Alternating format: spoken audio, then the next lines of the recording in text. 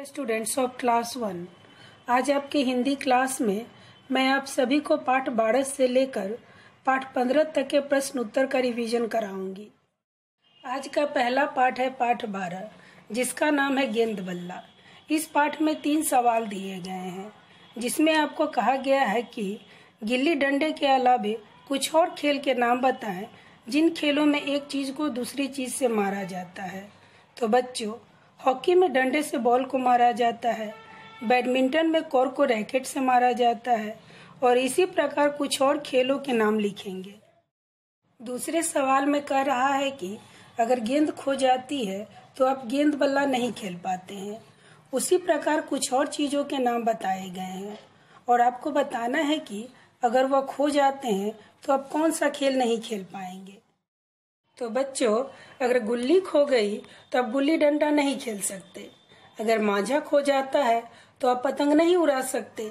अगर पासा खो जाता है तो आप लूडो नहीं खेल सकते और अगर चीरी खो जाती है तो आप बैडमिंटन नहीं खेल पाएंगे।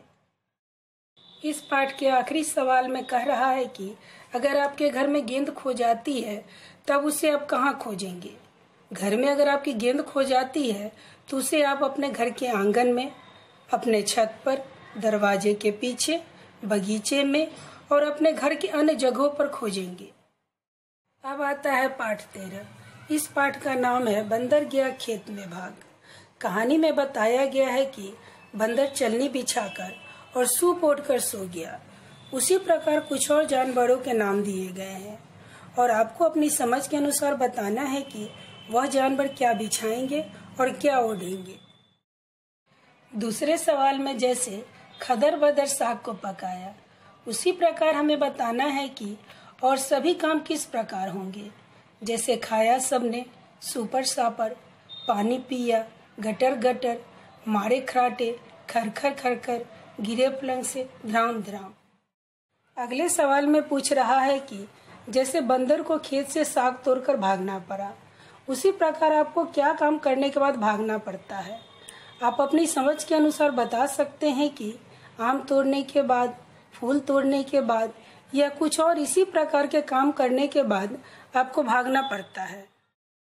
और आखिरी सवाल में 12 तस्वीरें दी गई है और आपको बताना है कि इनमें कितने प्रकार की टोपियां हैं और कितने प्रकार की पगड़ियां हैं।